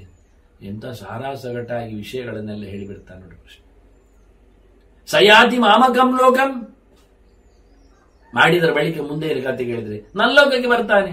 ಅಲ್ಲ, ನೀವು ಹೇಳಿದ್ದರಲ್ಲ ರುದ್ರನಿಗೆ ಅಭಿಷೇಕ ಅಥವಾ ಮಾಡಿ ಅಂತ, ರುದ್ರಾಭಿಷೇಕ ರುದ್ರಲೋಕ ಮತಾವಿವ. ಸರಿ, ನೀನು ಹೇಳಿ ಸರಿ ಅಂದ. ನೀನು ಶಿವನಿಗೆ ಅಭಿಷೇಕ ಮಾಡಿ ಅರ್ಚನೆ ಮಾಡಿ ದಾನ ಧರ್ಮಗಳನ್ನು ನಡೆಸಿ ಕೃಷ್ಣಾರ್ಪಣ ಶಿವಾರ್ಪಣ ಬಿಟ್ಟಿದ್ರೆ ಶಿವಲೋಕಕ್ಕೆ ಹೋಗ್ತಾನೆ. ನನಗೆ ಅರ್ಚನೆ ಮಾಡಿ ನನ್ನ ಹೆಸರಿನಲ್ಲಿ ಸ್ನಾನ ನಡೆಸಿ ನನಗೆ ಕರ್ಮಾಂಗವನ್ನು ಒಪ್ಪಿಸಿಬಿಟ್ರೆ ಕೃಷ್ಣಾರ್ಪಣ ವಸ್ತು ಹೇಳಿದ್ರೆ ನನ್ನ ಲೋಕಕ್ಕೆ ಬರ್ತಾನೆ. ಅಲ್ಲಿ ಮುಗಿಲಿಲ್ಲ, ಮತ್ತೆ ಹಿಂದೆ ಬರ್ತಾನೆ. ಎಷ್ಟು ವರ್ಷ? ದಿವ್ಯ ವರ್ಷ ಸಹಸ್ರಾಣಿ ಕೋಟಿ ಮೇಕಂತು ಮೋದತ್. ಯಬೋ ಯಬೋ ಯಬ 1 ಕೋಟಿ ವರ್ಷ ಇರ್ತಾನೆ. ಅಲ್ಲ, ದಿವ್ಯಮಾನದಲ್ಲಿ 1000 ವರ್ಷ, ದಿವ್ಯ ವರ್ಷ ಸಹಸ್ರಾಣಿ ಕೋಟಿ, ದೇವಲೋಕದ ಲೆಕ್ಕಾಚಾರದಲ್ಲಿ ಕೋಟಿ ಕೋಟಿ ಗಟ್ಟಲೆ ವರ್ಷ ಇರ್ತಾನೆ. ಬೇಕಾದ್ರೆ ದೊಡ್ಡ ಕಲ್ಪಾವಸಾನ ಆಯಿತು, ಇರ್ಲಿಕ್ಕೆ ಅವಕಾಶ. ಮತ್ತೆ ಈ ನೆಲದಲ್ಲಿ ಚತುರ್ವೇದಿಯಾಗಿ ಹುಡುತ್ತಾನೆ. ಈ ಕರ್ಮಗಳನ್ನು, ಈ ವ್ರತಗಳನ್ನು ಸ್ತ್ರೀಯರು ಮಾಡಿದಾಗ ಚತುರ್ವೇದಿಗಳು ಹೇಗಾಗ್ತಾರೆ ಅಂತ ಪ್ರಶ್ನೆ ಮಾಡಿದವರಿದ್ದಾರೆ. ವಿಪ್ರ ಹೇಗಾಗ್ತಾನೆ, ದ್ವಿಜಯ ಅಂತಾನೆ ಅಂತ. ಅಯ್ಯ ಮಾರ್ಯಾರೆ, ಒಳ್ಳೆಯ ಬ್ರಹ್ಮಜ್ಞಾನವುಳ್ಳ ಕುಲದಲ್ಲಿ ಹುಟ್ಟುವುದೇ ಒಂದು ದೊಡ್ಡ ಸಂಗತಿ. ಸ್ತ್ರೀಯರು ಅಂತಹ ವಿದ್ಯೆಯನ್ನು ಅರಿತುಕೊಳ್ಳುತ್ತಾರೆ, ಸಹಜವಾಗಿ ಕಲೀಲಿಕ್ಕೆ ಅವರಿಗೆ ಅವಕಾಶ ಆಗಿಬಿಡುತ್ತೆ. ದ್ರೌಪದಿ ಹೇಳುತ್ತಾಳೆ, ನಾನು ಕಲಿತಿದ್ದೇನೆ ಕೂತು ಅಣ್ಣಂದಿರಿಗೆ ಪಾಠ ಆಗುವಾಗ ಅಂತಾಳೆ ಅವಳು. ಋಷಿಕೇರೇನು ಕಮ್ಮಿ ಏನು ನೋಡಿ, ಅವಳು ವಾಚಕ್ರವಿ ಗಾರ್ಗಿ ಏನೆಲ್ಲ ಪ್ರಶ್ನೆ ಆಗ್ಲಿಲ್ಲ. ಅವಳು ಏನು ಅದ್ಭುತ ಇತ್ತು ಯಾಜ್ಞವಲ್ಕ್ಯರಲ್ಲಿ ಪ್ರಶ್ನೆ ಹಾಕುವಾಗ. ಎಲ್ಲರಿಗೆ ಹೇಳುತ್ತಾಳೆ, ನಾನು ಜೋರಾದ ಪ್ರಶ್ನೆ ಹಾಕಿದ್ದೇನೆ, ಉತ್ತರಿಸಿಬಿಟ್ಟಿದ್ದಾನೆ, ಇನ್ನು ಯಾರು ಇವನನ್ನು ಗೆಲ್ಲಿಕ್ಕಾಗುವುದಿಲ್ಲ. ಬಹಳ ಜೋರಾದ ಬಾಣದಂತ ಪ್ರಶ್ನೆ ಅಂತ ಹೇಳಿಕೊಂಡಿದ್ದವಳು. ನೋಡಿ, ದೊಡ್ಡ ಸಭೆ, ಬ್ರಹ್ಮಿಷ್ಠ ಯಾರು ಅಂತ ಹೇಳಿ ಜನಕನ ವಿಷಯದಲ್ಲಿ ಗೋಗುಳ ಪಡೆಯುವಲ್ಲಿ ಯಾಜ್ಞವಲ್ಕ್ಯನ ಕತೆ ಚಿಂತನೆ ಎಷ್ಟು ಜೋರಿದ್ದಾಳವಳು ನೋಡಿ. ದೊಡ್ಡ ಸಭೆಯಲ್ಲೇ ಎಲ್ಲರೂ, ಅದು ಏರು ಶಾಖಲ್ಲಿ ಇವರೆಲ್ಲ ಪ್ರಶ್ನೆ ಹಾಕೊಂಡಾಗಿ ಆಗಿದೆ, ಅವರದೆಲ್ಲ ಪ್ರಶ್ನೋತ್ತರ ಮುಗಿದಿದೆ.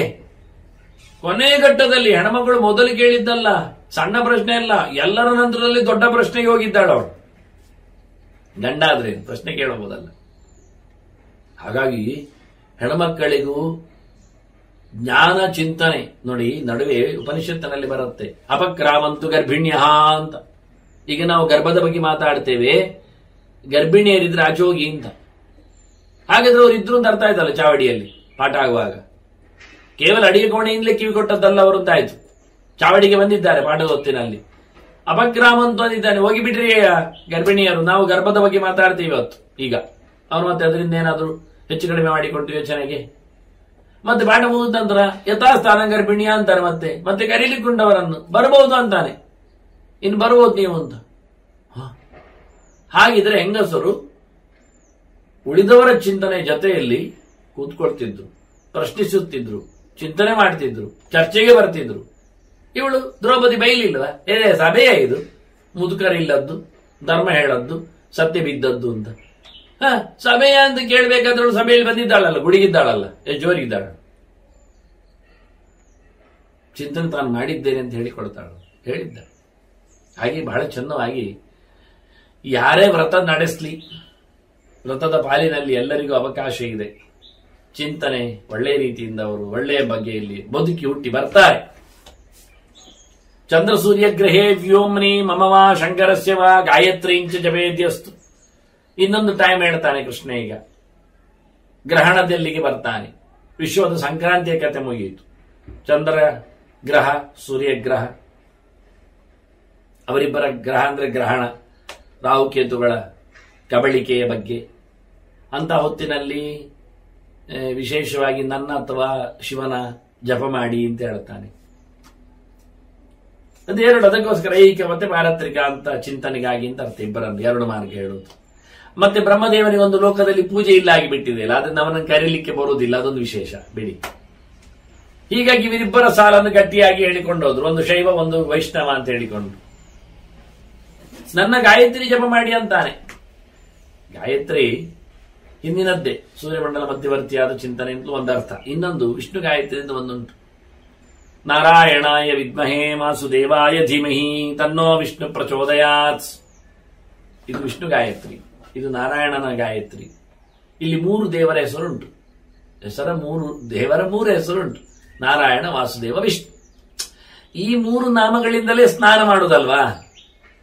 ನಾನು ಸಂಧ್ಯಾ ಸಮೀಕ್ಷೆದನ್ನು ಕ್ಲೂ ಕೊಟ್ಟಿದ್ದೆ. ಸ್ನಾನದಲ್ಲಿ ಈ 3 ಮಂತ್ರಗಳನ್ನೇ ಹೇಳಲಿಕ್ಕಿರುವುದು. 3 ದೇವರ ನಾಮದಲ್ಲೇ ವೈಶಿಷ್ಟ್ಯ, ಅದೇ ವಿಶೇಷತೆ. ಮುಳುಗಲಿದೆ, ಏಳಲಿದೆ. ನೋಡಿ, ಗಮದಲ್ಲ. ನಾರಾಯಣ ಅದು ನೀರಿನಲ್ಲಿರುವವ, ವಾಸುದೇವ ಅದು ಮೇಲೆ ಇರುವವ, ಮತ್ತೆ ವಿಷ್ಣು ನಮ್ಮೊಳಗಿರುವವ. ಮುಳುಗುವುದು ಕಲ್ಲಲ್ಲ, ಹೌದಲ್ಲ? ಮತ್ತೆ ನೀರಿನಲ್ಲಿ ನಾವು ಮುಳುಗ್ತೇವೆ, ನಮ್ಮನ್ನು ಜೊತೆಯಲ್ಲಿ ಇಟ್ಟುಕೊಂಡು ದೇವರು ಮುಳುಗಿದ್ದಾರೆ. ಅದು 3 ಅಂಶದ ಚಿಂತನೆ. ಅದನ್ನೆಲ್ಲ ಅಲ್ಲಿ ಬರೀಲಿಲ್ಲ. ಅದೆಲ್ಲ ನೀವು ಸ್ನಾನ ಮಾಡುವಾಗ ಚಿಂತನೆ ಮಾಡಬೇಕಾಗ್ತದೆ. ಅದೆಲ್ಲ ಬರೀಲಿಕ್ಕೆ ಹೋದ್ರೆ ಪುರುಸೊತ್ತಿಲ್ಲಲ್ಲ, ಜಾಗ ಇಲ್ಲ ಪುಸ್ತಕದಲ್ಲಿ. ಪುಸ್ತಕ ದಪ್ಪ ನೋಡಿ ಪಡೆಯುವವರು ಇರ್ತಾರೆ. ಧರ್ಮಕ್ಕೆ ಕೊಟ್ಟರು ಅವ್ರಿಗೆ ಇಷ್ಟು ದಪ್ಪವ, ಓದಲಿಕ್ಕೆ ಆಗೋದಿಲ್ಲ ಅಂತೇಳಿ ಹಿಂದೆ ಕೊಟ್ಟವರು ಇದ್ದಾರೆ. ನಾನು ಆಚೆ ಹೋದ ನಂತರ ಮತ್ತೊಬ್ಬರಿಗೆ ಕೊಟ್ಟವರಿದ್ದ. ಇದೆಲ್ಲ ನಾವು ಓದುದಿಲ್ಲ, ನೀವು ಓದಿ ಮತ್ತೊಬ್ಬರಿಗೆ ಕೊಟ್ಟವರಿದ್ದ. ಈಗೆಲ್ಲರೂ ಹುಡುಕುವುದು 4 ಪುಟದ ಪುಸ್ತಕ ಕೊಡಿ. ಅದು ಪುಸ್ತಕವ 4 ಪುಟದ್ದು, ಅದಕ್ಕೆ ಆಗದ ಹಾಳೆ. ಅದು ದೊಡ್ಡದು ಬೇಡ, ಅವರಿಗೆ ಸೈಜ್ ಸಣ್ಣದಾಗಬೇಕಂತ. ಅದು ಮಾತ್ರ ಏನು 24 ಗಂಟೆ ಇವತ್ತು ನೋಡಿ. ಹಿಂದಿನ ಆಗಲ್ಲ, 24 ಗಂಟೆ ಜಾಸ್ತಿ ಆಗಿದೆ ಈಗ ವಾಸ್ತವವಾಗಿ. ಯಾಕೆಂದ್ರೆ ಹಿಂದೆ ಒಬ್ಬನ ಅಡುಗೆಗೆ ತಯಾರು ಮಾಡಲಿಕ್ಕೆ ಅವನು ನೀರು ತರಲಿಕ್ಕೆ ನದಿ ಮೂಲಕ ಹೋಗ್ಬೇಕು, ಇಲ್ಲ ಬಾವಿಗಾದ್ರು. ಈಗ ಅಡಿಗೆ ಕೋಣೆ ಒಳಗೆ ನೀರು ಬರ್ತದೆ. ಗಮ್ಮತ್ ನೋಡಿ. ಕೈ ಹತ್ತಿರ ಮಾಡಿದ ತಕ್ಷಣ ನೀರು ಇಳಿತದೆ ಅಲ್ವಾ? ಆ ಸಮಸ್ಯೆ ತಪ್ಪಿದ. ನಮಗೆ ನೀರು ತರಲು 10-20 ನಿಮಿಷ ಬೇಕು ಎನ್ನುವುದು ತಪ್ಪಿತ. ಎಷ್ಟು ಮೆಟ್ಟಲ್ಲಿ ಇಳಿಲಿಕ್ಕುಂಟು. ಕೆಲವೊಮ್ಮೆ ಬೇಸಿಗೆ ಕಾಲದಲ್ಲಿ ನೀರು ತರಬೇಕಾದ್ರೆ ಎಷ್ಟು ದೂರ ಹೋಗಬೇಕು, ಎಷ್ಟು ಪಾತ್ರೆಯಲ್ಲಿ ಹೊತ್ತು ತರಬೇಕು, ಎಷ್ಟು ಅದನ್ನು ಸೋಸಲಿಕ್ಕೆ ಕಷ್ಟಪಡಬೇಕು. ಈಗ ಆಗಲ್ಲ, ಮೆಷಿನರಿ ಅದು ಪ್ಯೂರ್ ಆಗಿ ಸೋಸಿಯೇ ಬರ್ತದೆ ನೀರು ನಮಗೆ ನಳ್ಳಿಯಲ್ಲಿ. ಒಂದು ಕೆಲಸ ಆಯ್ತಾ?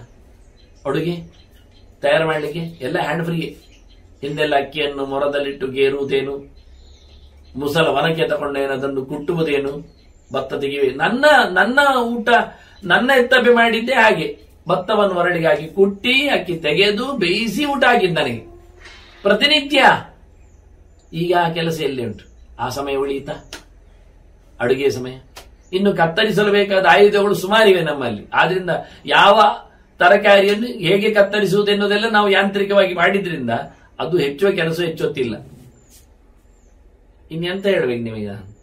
ಎಷ್ಟು ಸುಲಭ ಆಗಿದೆ ಅಂತ ಹೇಳ್ತೇನೆ. ದುಡ್ಡೊಂದು ತೆಗಿಲಿಕ್ಕೆ ಕಾಯಲಿಕ್ಕೆ ಏನಿಲ್ಲ. ಕಾರ್ಡ್ ಹಿಡಿದು ಹೇಳಿದ್ರೆ ಆಯ್ತು, ದುಡ್ಡು ಬೀಳ್ತದೆ, ಬರ್ತದೆ ಬಿಡಿ. ಬೇಕೇ ಅಂತ ಆದ್ರೆ. ಇಲ್ಲ ಆದ್ರೆ ಖಾಲಿ ಡಿಜಿಟಲ್ ಟ್ರಾನ್ಸಾಕ್ಷನ್ಸ್ ಎಲ್ಲ ಮುಗಿದೋಯ್ತು. ಅಡುಗೆಯು ಬೇಯುವುದು ಸುಲಭ, ಕಟ್ಟಿಗೆಯೂ ಇಲ್ಲ. ಇನ್ನೇನು ಹೇಳುವ? ಅದು ಟ್ಯಾಪ್ ಅಲ್ಲಿ ಬರ್ತದೆ, ಗ್ಯಾಸು ಸಹ ನಮಗೆ ಪೈಪಲ್ಲಿ ಬರ್ತದೆ ಬೇಕಾದ್ರೆ. ಎಷ್ಟು ಸುಲಭ, ಎಷ್ಟು ಅನುಕೂಲ ಆಗಿಬಿಟ್ಟಿದೆ. ಇಷ್ಟಾದ್ರೂ ನಾವು ವೇದ ಓದುವುದಿಲ್ಲ, ವೇದಾಂತ ಚಿಂತನೆ ಮಾಡುವುದಿಲ್ಲ, ಭಗವದ್ ಎಚ್ಚರ ಇಲ್ಲ, ಪೂಜೆ ಪುನಸ್ಕಾರ ಇಲ್ಲ, ಜಪಾನುಷ್ಠಾನ ಇಲ್ಲ, ಸ್ನಾನ ಸಂಧ್ಯಾ ವಂದನೆ ಇಲ್ಲ, ಏನಿಲ್ಲ. ತಿನ್ನುವ ವೈಭವ ಮಾಡಿಕೊಂಡು ತಿನ್ಲಿಕ್ಕೂ ನಮಗೆ ಪುರುಸೊತ್ತಿಲ್ಲ. ತಿನ್ನುವ ಯೋಗ್ಯತೆಯೂ ನಮ್ಮಲ್ಲಿಲ್ಲ. ತಿಂದ ಬಳಿಕವೂ ಆಸ್ಪತ್ರೆ ಸರಿ ಇಲ್ಲ. ಇಷ್ಟು ದೊಡ್ಡ ಆಸ್ಪತ್ರೆಗಳು 100 ಇದ್ರೂ ನಾವು ಸಾಯ್ತಾ ಇದ್ದೇವೆ, ಕೊರಗ್ತಾ ಇದ್ದೇವೆ.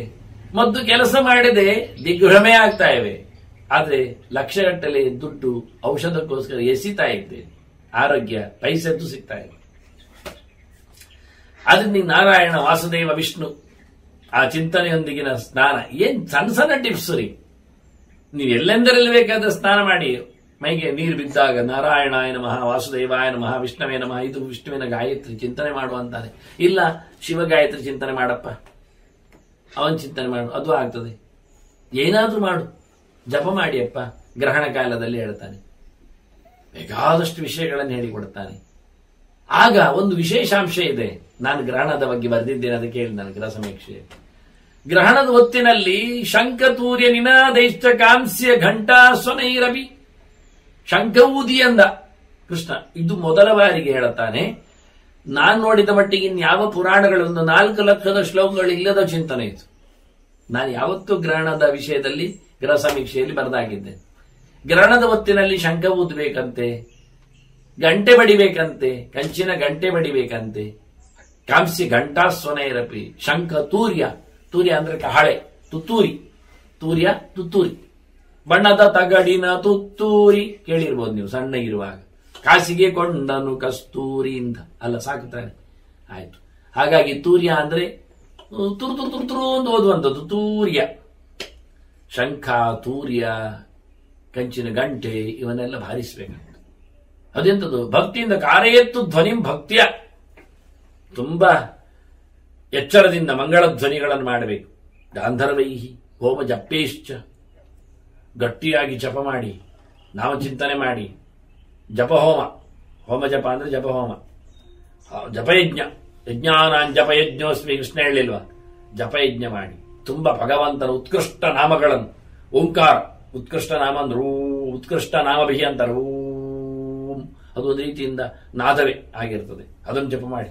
ಪ್ರಣವದ ಜಪದೊಂದಿಗೆ ಭೂಹು ಭುವಃ ವ್ಯಾಹೃತಿಗಳ ಜಪ ಮಾಡುವಾಗ, ಈಗ ಗಟ್ಟಿಯಾಗಿ ಜಪಗಳು ಎಲ್ಲೆಡೆ ಸೇರಿಕೊಂಡಾಗ ಭಗವಂತನ ಸ್ತೋತ್ರಗಳು, ಕೃಷ್ಣಾಯ ವಾಸುದೇವಾಯ ಹರಯೇ ಪರಮಾತ್ಮನೇ ಪ್ರಣತ ಕ್ಲೇಶನಾಶಾಯ ಗೋವಿಂದಾಯ ನಮೋ ನಮಃ, ಹಾಗೆ ಭಗವಂತನ ನಾಮಚಿಂತನೆ ಇವನ್ನೆಲ್ಲ ಗಟ್ಟಿಯಾಗಿ ಹೇಳಿಕೊಳ್ಳಿ. ಇದು ಗೀತಮಂದ್ರಾಗಿ, ಗಾಂಧರ್ವಾಂದ್ರಾಗಿ ಗಟ್ಟಿಯಾಗಿ ಹೇಳುವಂತ. ಇದರಿಂದ ಏನಾಗುತ್ತೆ? ದುರ್ಬಲೋಪಿ ಭವೇದ್ ರಾಹು ಸೋಮಶ್ಚ ಬಲವಾನ್ ಭವೇತ್. ಚಂದ್ರ ಸೂರ್ಯರಿಗೆ ಬಲ ಬರ್ತದೆ, ರಾಹು ಕೇತುಗಳು ದುರ್ಬಲರಾಗ್ತಾರೆ, ಅವರಿಗಿದು ಕೇಳಲಿಕ್ಕೆ ಆಗುದಿಲ್ಲ. ಹಾಗೆ ಹೇಳುದು ಸಂಜೆ ಹೊತ್ತಿನಲ್ಲಿ ಬೆಳಿಗ್ಗೆ ಶಂಖಧ್ವನಿ ಮಾಡಿದ್ರೆ ಡೆವಿಲ್ ಫೋರ್ಸ್ಗಳು ದೂರ ಹೋಗ್ತಾವೆ ಅಂತ. ಸಂಜೆ ನೀವು ಕೂಗಿದ್ರೆ ಅವ್ರು ಬರ್ಲಿಕ್ಕೆ ಶುರು ಮಾಡೋ ಹೊತ್ತು ಕತ್ತಲ ಆಯ್ತು ಅಂದಾಗ ಬರ್ತಾರೆ, ಅವರನ್ನು ಬರದಂತೆ ಓಡಿಸಿಬಿಡ್ಬೇಕು. ಆ ಧ್ವನಿ ಸುತ್ತ ತರಂಗ ಆಗಿ ಕೂತ್ಕೊಳ್ತದೆ, ಅವರನ್ನು ದೂರ ಮಾಡಿದ್ರೆ ಬರ್ಲಿಕ್ಕೆ ಆಗುದಿಲ್ಲ. ನಾವು ಜಾಮರ್ ಹಾಕಿದ ಹಾಗೆ ಬೆಳಿಗ್ಗೆ ಆಗಿ ಆದಾಗ ರಾತ್ರಿ ಚರರೆಲ್ಲ ಇರ್ತಾರೆ, ಬೆಳಿಗ್ಗೆ ಆಗಬೇಕು ಸೂರ್ಯೋದಯದ ಮುಂಚೆ ನಾವು ಶಂಖನಾದ ಮಾಡಿಬಿಡಬೇಕು, ಎಲ್ಲ ಹೋಗಿಬಿಡುತ್ತೆ. ಸೂರ್ಯೋದಯದ ಮುಂಚೆ ಬೆಳಿಗ್ಗೆ ಶಂಖನಾದ ಮಾಡಿ ರಾತ್ರಿ ಬಂದವರೆಲ್ಲ ಹೋಗಿಬಿಡುತ್ತಾರೆ.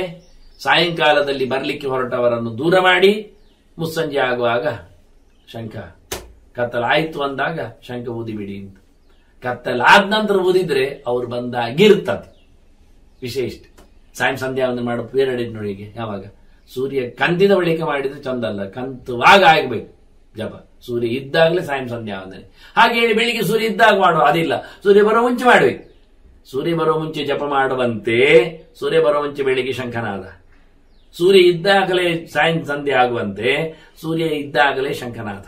ಯಾಕೆಂದ್ರೆ ಪ್ರಿಕಾಷನರಿ ನಾವು ಶಂಖ ತರಂಗಗಳನ್ನು ಕಳಿಸಿಕೊಡುತ್ತೇವೆ. ಸೂರ್ಯ ಕಂತಿದ ಅಂದಾಗ ಬರ್ಲಿಕ್ಕೆ ಆಗುವುದಿಲ್ಲ, ಬೀಳಿಯಾಗಿರ್ತದೆ, ಅಲ್ಲಿ ಡೆವಿಲ್ ಫೋರ್ಸ್ಗಳು ಬರುವುದಿಲ್ಲ, ಅಲ್ಲಿಂದ ವಾಪಸ್ ಹೋಗ್ತಾರೆ. ಒಂದ್ಸರ್ತಿ ನೀವು ಒಂದೊಮ್ಮೆ ಸೂರ್ಯ ಸದ್ಯ ಅಸ್ತಾಯ್ತು ಅವ್ರು ಬಂದು ಬಿಟ್ರೆ ಹೇಳಿದ್ರೆ ಮತ್ತೆ ನೀವು ಜಪ್ಪಯ್ಯ ಓದಿದ್ರೆ ಅವ್ರು ಹೋಗುದಿಲ್ಲ, ಯಾಕೆ ಬಂದಾಗಿದೆ, ಅಟ್ಯಾಕ್ ಆಗಿದೆ, ಪ್ರವೇಶ ಆಗಿರ್ತದೆ. ಅದರಿಂದ ಬರುವ ಮುಂಚೆ ಬೇಲಿ, ಕರೆಂಟ್ ಕೊಟ್ಟ ಬೇಲಿ ಇದ್ದಾಗೆ ಯಾವ ಪ್ರಾಣಿಗಳು ಬರುವುದಿಲ್ಲ. ಮತ್ತೆ ಬೇಲಿಯಾಗಿ ನುಗ್ಗಿದ ನಂತರ ಕೋಟೆ ಬಾಗಿಲು ಹಾಕಿದ್ರೆ ಹೇಳಿದಾಗ ಆಯ್ತಿದ್ದು ಕತೆ ನಮ್ದು. ಅದರಂತೆ ಬೆಳಿಗ್ಗೆ ರಾತ್ರಿ ಬಂದಿರುತ್ತಾರೆ, ಎಲ್ಲ ಕಡೆ ರಾತ್ರಿ ಚರೋರು ಇರುತ್ತಾರೆ. ನೀವು ಸಂಜೆ ಊದಿದ್ದೀರಿ ಬರಲಿಲ್ಲ, ಹೌದು ಬರಲಿಲ್ಲ, ಬರುವುದಿಲ್ಲ. ಆದ್ರೆ ಅವರಾಗಿ ಇರ್ತಾರಲ್ಲ ರಾತ್ರಿ ಹೊತ್ತಿನಲ್ಲಿ, ಇರುವವರನ್ನು ಓಡಿಸ್ಬೇಕು ನಾವು. ಬೆಳಗಾಗ್ತಾ ಉಂಟಂತ ಅವರಿಗೆ ಸಮಯ ಕೊಡಬೇಕು. ಸೂರ್ಯೋದಯಕ್ಕಿಂತ ಮುಂಚೆ, ಬಹಳ ಮುಂಚೆ ಆಗಿದ್ರೆ ಸಮಯ ಕೊಟ್ಟರೆ ಪ್ರಯೋಜನ ಇಲ್ಲ, ಯಾಕೆಂದ್ರೆ ಇನ್ನೂ ಕತ್ತಲೆ ಉಂಟು. ಅತ್ತ ಕತ್ತಲೆಯೂ ತೆರಳಬೇಕು, ಇತ್ತ ನಮ್ಮ ನಾದವೂ ಓಡಿಸ್ಬೇಕು, ಎರಡೊಟ್ಟಾಗಬೇಕು. ಹಾಗಾಗಿ ಸೂರ್ಯೋದಯಕ್ಕಿಂತ ಮೊದಲು ಅಂತ ಹೇಳಿದ ನಾನು. ಅರುಣೋದಯ ಹತ್ತಿರದಲ್ಲಿ, ಆ ಲೆಕ್ಕದಲ್ಲಿ 3/4 ಗಂಟೆ ಮೊದಲು ಇಟ್ಕೊಳ್ಳಿ. 2 ಹೊತ್ತು ಸಹ ಒಂದು ಗಳಿಗೆ ಅಂತ ಇಟ್ಕೊಳ್ಳಿ, 24 ನಿಮಿಷ ಮಾಡಿ. 3/4 ಗಂಟೆ ಬೇಡ, ಅದು ಒಂದು ಗಳಿಗೆ ಆಯ್ತು. ಒಂದು ಮುಹೂರ್ತ ಆಯ್ತು, ಒಂದು ಮುಹೂರ್ತ ಬೇಡ, ಒಂದು ಗಳಿಗೆ. 24 ನಿಮಿಷ ಮೊದಲು, 24 ನಿಮಿಷ ಮೊದಲು. ಸೂರ್ಯೋದಯದ 24 ನಿಮಿಷ ಮೊದಲು ಬೆಳಿಗ್ಗೆ, ಸೂರ್ಯಾಸ್ತದ 24 ನಿಮಿಷ ಮೊದಲು ಸಂಜೆ. ಇದು ಪ್ರತಿನಿತ್ಯ, ವಿಶೇಷವಾಗಿ ಗ್ರಹಣದ ಹೊತ್ತಿನಲ್ಲಿ ಖಂಡಾಬಟ್ಟೆ ಮಾಡಲಿಕ್ಕುಂಟು ಈ ನಾದ. ಇದರಿಂದ ರಾಹು ದುಷ್ಟಶಕ್ತಿಗಳು ದುರ್ಬಲ ಆಗ್ತಾವೆ, ಚಂದ್ರ ಸೂರ್ಯ ಅದು ಗಟ್ಟಿ ಆಗ್ತಾರೆ, ಅವರದ್ದು ಶಕ್ತಿ ಜಾಸ್ತಿ ಆಗ್ತದೆ ಅಂತ. ನಮಗೆ ಬೇಕಾದ ಚಂದ್ರ ಸೂರ್ಯರ ಶಕ್ತಿ, ಹಗಲು ರಾತ್ರಿಗಳ ಕಾರಕರ ಶಕ್ತಿ ನಮಗೆ ಬೇಕು. ನಮ್ಮ ದೇಹದಲ್ಲಿ 2 ಇಡಾಪಿಂಗಳ ನಾಡಿ, ಒಂದು ದೃಷ್ಟಿಯಿಂದ ಉಸಿರು ಆಟ ಆಗ್ತಾ ಇದೆ, ಉಸಿರು ಓಟ ಆಗ್ತಾ ಇದೆ. ಉಸಿರಾಟ ಉಸಿರೋಟ, ಒಳಗೆ ಹೊರಗೆ ಆಗಲಿಕ್ಕೆ ಈ 2 ನಾಡಿಗಳಲ್ಲಿ ಕೂತ ಚಂದ್ರ ಸೂರ್ಯರು ಎಡಬಲದವರು ನಮಗೆ ಮುಖ್ಯ ಬೇಕು. ಅದರ 2ರಲ್ಲಿ ಕೂತಿರತಕ್ಕ ಪ್ರಾಣ ಭಾರತೀಯರು ಚಂದ್ರಮಾರೈಹಿ ಹೇಳಿಕೊಂಡಾಗೆ, ಆದಿತ್ಯ ಪ್ರಾಣ ಅಂತ ಹೇಳಿದಾಗೆ ಇವರು ಚಂದ್ರ ಸೂರ್ಯರಿದ್ದಾರೆ ಅಲ್ಲಿ, ಅವರಲ್ಲಿ ಪ್ರಾಣ ಭಾರತೀಯರಿದ್ದಾರೆ. ನಮಗೆ ಬಹಳ ಒಳಗೆ ಕೂತ್ಕೊಳ್ಳಿಕ್ಕೆ ಭಗವಂತ ಮತ್ತೆ ಪ್ರಾಣವರು ಬರ್ತಾರೆ, ಇದಕ್ಕೋಸ್ಕರ ಮಾಡಲಿ. ಇದೆಲ್ಲ ಅನೇಕ ಅರ್ಥಗಳಲ್ಲಿ ಚಿಂತನೆಯನ್ನು ಕೃಷ್ಣ ಕೊಟ್ಟ. ಸೂರ್ಯೇಂದೋಪಪ್ಲವೇ ಚೈವ ಶ್ರೋತ್ರಿಯೇಭ್ಯ ಪ್ರದೀಯತೆ. ಗ್ರಹಣದ ಹೊತ್ತಿನಲ್ಲಿ ದಾನ ಮಾಡಲಿಕ್ಕೆ ಉಂಟು. ಅದು ಹೇಳಿ ಆಯ್ತೊಮ್ಮೆ ದಾನ ಮಾಡಲಿಕ್ಕೆ. ಅದು ಅಭಿಷೇಕವನ್ನು ಹೇಳಿದ್ದು. ಚಂದ್ರ ಸೂರ್ಯಗ್ರಹದಲ್ಲಿ ನನ್ನ ತತ್ವ ಇವರದ್ದು ಜಪ ಮಾಡಲಿಕ್ಕೆ ಹೇಳಿದ್ದು, ಅಭಿಷೇಕವಲ್ಲ. ಜಪ ಮಾಡಿದ ಬಳಿಕ ದಾನ ಮಾಡಲಿಕ್ಕೆ ಉಂಟು. ಮೊದಲು ಜಪ ಮತ್ತೆ ದಾನ. ಅದು ಒಳ್ಳೆಯವರಿಗೆ ಕೊಡು, ತಿಳಿದವರಿಗೆ ಕೊಡು, ಏನಾಗುತ್ತೆ? ತತ್ ಸಹಸ್ರ ಗುಣಂ ಭೂತ್ವ ದಾತಾರಂ ಉಪತಿಷ್ಠತಿ. ಅವನ ಪಾಪ ಎಲ್ಲ ಕಳೆದು ಅವನಿಗೆ ಕೊಟ್ಟ ದಾನ 1000 ಪಟ್ಟು ಹೆಚ್ಚು ಪುಣ್ಯವನ್ನು ಕೊಡುತ್ತೆ. ಕೋಟಿ ದಾನ ಆದದ್ದು ನಮಗೊತ್ತು ವಿಶ್ವದಲ್ಲಿ ಕೊಟ್ಟಾಗ. ಗ್ರಹಣ ಕಾಲದಲ್ಲಿ ಕೊಟ್ಟರೆ 1000 ಪಟ್ಟು ಹೆಚ್ಚಾಗುತ್ತೆ ನೋಡಿ. ಅದರಲ್ಲಿ ಕಂಪ್ಯಾರಿಟಿವ್. ಗ್ರಹಣವನ್ನು ಕಾಯಬೇಕಾಗಿಲ್ಲ, ಗ್ರಹಣ ಬರ್ತದೆ ಹೋಗ್ಬೋದು. ಇದು ಹಾಗಲ್ಲ, ವಿಶ್ವ ಗ್ಯಾರಂಟಿ. ತುಲಾ ಸಂಕ್ರಮಣ ಯುಗಾದಿ, ಅದರಲ್ಲಿ ಯುಗಾದಿ ಖಂಡಿತ. ಯುಗಾದಿಯಲ್ಲಿ ಕೊಟ್ರೆ ಕೋಟಿ ಗುಣ, ಗ್ರಹಣದಲ್ಲಿ ಕೊಟ್ರೆ 1000 ಪಟ್ಟು ಹೆಚ್ಚು. ಯಾವುದನ್ನು ಆಯ್ಕೆ ಮಾಡಿ ಯಾವತ್ತು ಕೊಡಿ, ಏನ್ ತಪ್ಪಿಲ್ಲ. ಇದರಿಂದ ಬಹಳ ಚಂದವಾಗಿ ಯಾವದೃಕ್ಷಾಣಿ ತೃಷ್ಟಂತಿ ಗಗನೇ ಶಶಿನಾಸ ತಾವತ್ ಕಾಲಂ ರಾಜೇಂದ್ರ ಸೋಮಲೋಕೆ ಮಹೀಯತೆ. ಇಂಥ ವ್ಯಕ್ತಿ ಸೋಮಲೋಕದಲ್ಲಿ ಚಂದ್ರಲೋಕದಲ್ಲಿ ಮೆರಿತಾನೆ, ನಕ್ಷತ್ರಗಳ ಜೊತೆಯಲ್ಲಿ ಚಂದ್ರನ ಜೊತೆಯಲ್ಲಿ ಇರುತ್ತಾನೆ, ಮತ್ತೆ ಇಲ್ಲಿ ಹುಟ್ಟಿ ಬರ್ತಾನೆ ವೇದ ತಿಳಿದವನಾಗಿ. ಕಮ್ಮಿ ಅಲ್ಲ, ಶ್ರೀಮಂತನಾಗಿ. ಚಂದ್ರ ಅಂದ್ರೆ ಗಮ್ಯ. ಹೀಗಾಗಿ ಬಹಳ ಅದ್ದೂರಿಯಾಗಿ ಕಾಲದ ವಿಶೇಷ ಘಟ್ಟದಲ್ಲಿ ಸಂಕ್ರಾಂತಿಯನ್ನು ಮತ್ತೆ ಗ್ರಹಣವನ್ನು ಕೃಷ್ಣ ಮುಟ್ಟಿದ್ದಾನೆ. ಮತ್ತಿನ್ನು ಕೆಲವು ಚಿಂತನೆಗಳನ್ನು ಧರ್ಮರಾಜ ಕೇಳುತ್ತಾನೆ ಮತ್ತು ಉತ್ತರಿಸ್ತಾನೆ ವಂದನೆಗಳೊಂದಿಗೆ. ಶ್ರೀಕೃಷ್ಣಾರ್ಪಣಮಸ್ತು. ನಾರಾಯಣ ನಾರಾಯಣ ನಾರಾಯಣ.